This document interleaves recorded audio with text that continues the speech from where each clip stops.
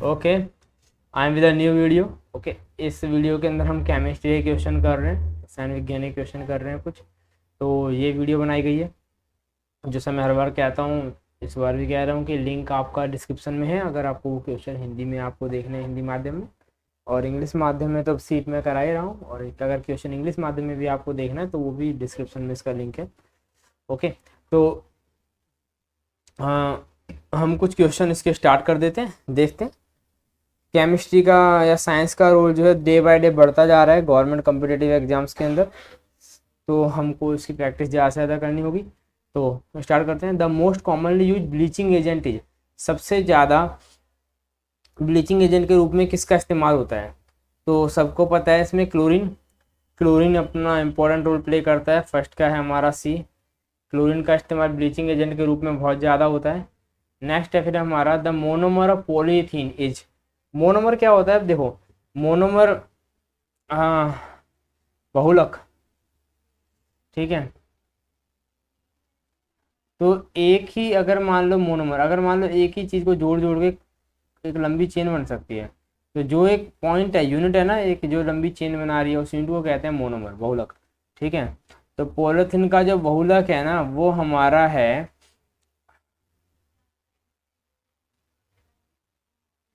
ये ethylene B. Ethylene से जुड़ जुड़ कर आपकी पॉलीथीन बनती है, तो मोनोमर आपका पॉलीथीन का इथाइलिन हो जाएगा। ओके, नेक्स्ट देखते हैं। The lustre of a metal is due to the, जो मेटल हैं धातुएं अपनी उनके अंदर चमक आती है, लस्टर आता है, वो किस वजह से आता है?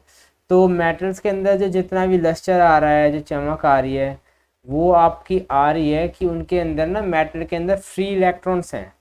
डी है हमारा प्रेजेंस ऑफ फ्री इलेक्ट्रॉन्स, मुक्त इलेक्ट्रॉन्स उसके अंदर पाए जाते हैं। हम देखो होता है क्या है कि सोडियम का हमने एग्जांपल लिया, Na, एटॉमिक नंबर है इसका 11, है ना। तो इसकी वैलेंसी देखें तो 2, 8 और 1, एक इसकी वैलेंसी आ गई है ना। अब इसके पास एक फ्री इलेक्ट्रॉन है, अब ये एक अपना इलेक्ट्रॉन किसी को भी दे सकता है, छोड़ सकता है इजीली, जो आगे जाके रिएक्ट कर सकता है। अब ये जो फ्री इलेक्ट्रॉन्स होते हैं ना, सरफेस पे होते हैं मेटल के, अब ये फ्री इलेक्ट्रॉन्स क्या करते हैं, जब इन पे साइन पड़ती है, चमक आती है, लाइट आती है, तो ये उस लाइट को रिफ्लेक्ट करते हैं। ये जो फ्री इलेक्ट्रॉन्स होते हैं, जो मुक्त इलेक्ट्रॉन होते हैं, इसीलिए मेटल्स चमकते हैं, ठीक है। तो इसी वजह से क्या बोलते हैं, ऐसा होता है। नॉन मेटल के अंदर फ्री इलेक्ट्रॉन्स आई नहीं, ठीक है, उनको तो और इलेक्ट्रॉन चाहिए, ठीक है, तो उनके अंदर ऐसा हो नहीं पाता, तो ये रीजन है। फोर्थ कह रहा है the number of water molecule present in a drop of water at room temperature is, एक वाटर कह रहा है एक पानी की बूंद के अंदर जिसका वॉल्यूम दे रखा है आपको 0.0018 ml, एक कमरे के तापमान पर उसके अंदर कितने वाटर मॉलिक्यूल्स होंगे? तो ये एवोगैड्रो क्वेश्चन है, सिंपल। वाटर मॉलिक्यूल निकालना मैंने क्लास में बताया था एवोगैड्रो को। एवोगैड्रो की जो संख्या होती है 6.022 या 023 भी लिख सकते हैं, 6.023 इसमें इस क्वेश्चन के अकॉर्डिंग इंटू 10 की पावर 23, यही मिल सकता है। और 6.022 इंटू 10 की पावर 23 ये बेस्ट है, ये आपको बहुत ज़्यादा मिलेगा एवोगैड्रो नंबर। तो ये देखते हैं, ठीक है ना। तो उस हिसाब से तो वाटर का हमारा फॉर्मूला होता है H2O। अगर करने की इसको कोशिश करें, हाइड्रोजन का मास हो गया है 2, ऑक्सीजन का 16, तो वाटर का हमारा एटॉमिक मास आ गया, द्रव्यमान आ गया आपका 18, ठीक है। 18 ग्राम के अंदर इतने आएंगे, है ना, ठीक है। तो 0.018 के अंदर देखो, अभी इसको देखें तो 4 पावर कम है इसकी 18 से, है ना। तो यहाँ पे भी हमारी 4 पावर कम हो जाएंगी, जब 4 पावर इसी कम हो जाएंगी तो पावर आएगी 19, तो बी आंसर आ जाएगा इसका 6.02 10 पावर 23। इसको अगर और करके देखना है तो ऐसे कर सकते हैं, देखो 18 ग्राम के अंदर आपके, ये 18 ml के अंदर इतने मॉलिक्यूल हैं, 6.023 इसमें ले रखा है, 23 ले लेते हैं, इंटू 10 की पावर 23, तो वैसे 22 आना चाहिए था यहाँ पे। तो 1 ग्राम के अंदर कितने आएंगे, तो अब 18 ग्राम के अंदर इतने हैं, ठीक है। तो अगर मान लो 18 को मैं इससे डिवाइड कर दूँ, इसको 0.0018 को करने के लिए 1 2 3 4, तो हमारा क्या आ जाएगा 0.00 के, तो मैं इसको भी यहाँ पे डिवाइड कर सकता हूँ 6.02। मैथ के रूल के अकॉर्डिंग दोनों तरफ हम लोग क्या कर सकते हैं, सेम नंबर से डिवाइड कर सकते हैं। तो 10,000 का मतलब क्या, 10 की पावर 4, ये 10 की पावर 4 जब ऊपर चली जाएगी तो मैथ के लॉ के अकॉर्डिंग पावर माइनस हो जाएगी, जो आएगा आपका 10 की पावर 19, जो कि ये 10 की पावर 19 आपको दिख रहा है। तो बी ऑप्शन ऐसे करके करेक्ट हो जाएगा। हालांकि इसमें ज़्यादा समझ नहीं आ रहा होगा तो क्लास में हम लोग इससे और क्वेश्चन कर लेंगे, जब केमिस्ट्री शुरू होगी तो आप बता सकते हो कि हमें मोल कॉन्सेप्ट के ना, मोल विधि के क्वेश्चन सर और करवा दीजिए, तो इससे और प्रैक्टिस आपकी हो जाएगी। फिलहाल इसमें आप ये याद कर सकते हो कि एवोगैड्रो संख्या, एवोगैड्रो मान क्या होता है, तो ये हमारा एवोगैड्रो मान होता है 6.022 × 10⁻23 हमारा एवोगैड्रो मान होता है।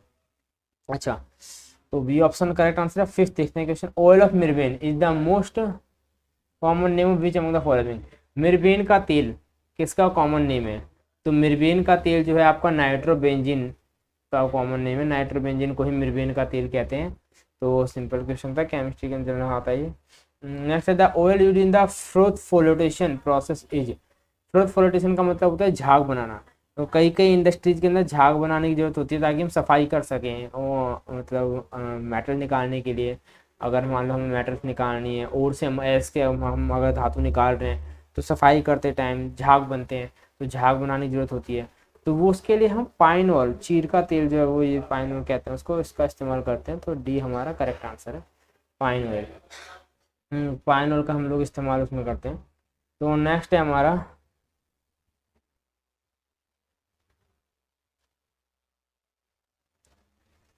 The material which can be deform permanently by heat and pressure is called a.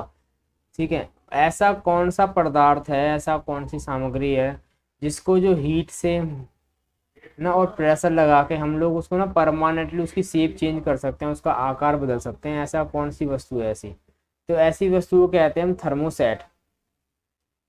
Thermoset वो वस्तुएं होती हैं जिनका आकार बदला जा सकता है परमानेंटली, हम उसे हमेशा के लिए उसका आकार बदल सकते हैं।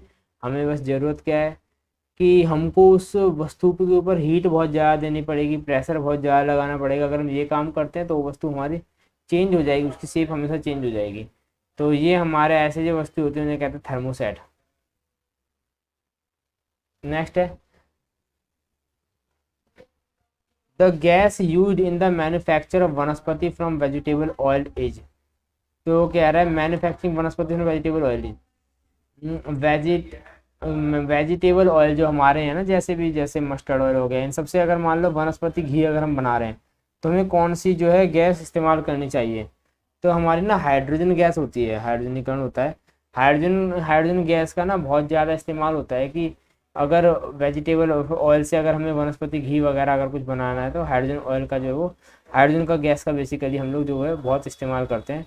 तो ये बहुत कॉमन गैस है हाइड्रोजन गैस। हाइड्रोजनीकरण जो हाइड्रोजनेशन का रिएक्शन जो होता है जो इस प्रकार से बनती है, तो हाइड्रोजनीकरण उस विधि को कहते हैं जिस विधि का इस्तेमाल करके हम इस प्रकार से बनाते हैं। तो ये है।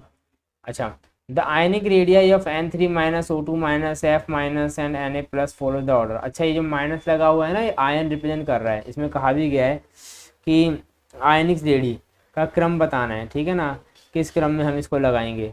ठीक है, तो अब देखो पहले आयन समझ लेते हैं। जैसे मैंने यहाँ भी आपको बताया था थर्ड क्वेश्चन के अंदर, अगर 9th क्वेश्चन नहीं दिख रहा आप लोगों को तो आप लोग इसको देख सकते हो लिंक से, ठीक है, क्योंकि देखना ही पड़ेगा इसको आप लोगों को, क्योंकि इंपॉर्टेंट क्वेश्चन है ये, अच्छा क्वेश्चन, थोड़ा डिफिकल्ट क्वेश्चन है। जैसे मैंने बताया था कि जो मेटल्स होती हैं, मेटल्स क्या करती हैं, इलेक्ट्रॉन लूज करती हैं। जैसे इसने क्या करा, एक इलेक्ट्रॉन अपना लूज करा, तो मेटल जब इलेक्ट्रॉन लूज करती हैं तो उनका एक अलग कंडीशन बन जाती है, उनका एक अलग प्रोसेस हो जाता है, उनका आकार बड़ा या छोटा हो जाएगा ना ऑर्बिटल की वजह से। तो जैसे ही अगर ये अपना एक इलेक्ट्रॉन लूज कर लेगी इसका आकार छोटा हो जाएगा। तो ये पूछ रहा है कि इनके साथ क्या क्या फर्क पड़ेगा। तो सोडियम क्योंकि मेटल है, ये सब तो नॉन मेटल है, इनका आकार तो कम हो जाएगा, तो ये सबसे यहाँ आएगा। और ये ऑर्डर इसका ऐसा है, नाइट्रोजन ने 3 इलेक्ट्रॉन ले दिए तो इसका आकार बढ़ेगा, ऑक्सीजन 2 है, फ्लोरीन 1 है, तो ऐसे करके ए आंसर आ जाएगा। तो ये हमारा ये ऑर्डर फॉलो करती है आयनिक रेडियस अपना बनाते टाइम। तो इस ऑर्डर के अकॉर्डिंग उनका साइज जो है वो चेंज होता रहता है। तो ये करना था। तो बाकी आयनिक रेडिया के और क्वेश्चन हम क्लास में देखेंगे, इसको और आप समझ सकते हो क्लास में, मुझे बताना, मैं आपको करवा दूंगा। तो ये क्वेश्चन हम लोगों को प्रैक्टिस करने हैं बहुत ज़्यादा, और आप लोगों को इसको और प्रैक्टिस करना, रीड एंड रीड अगेन करना है, जो मैं हर बार कहता हूँ।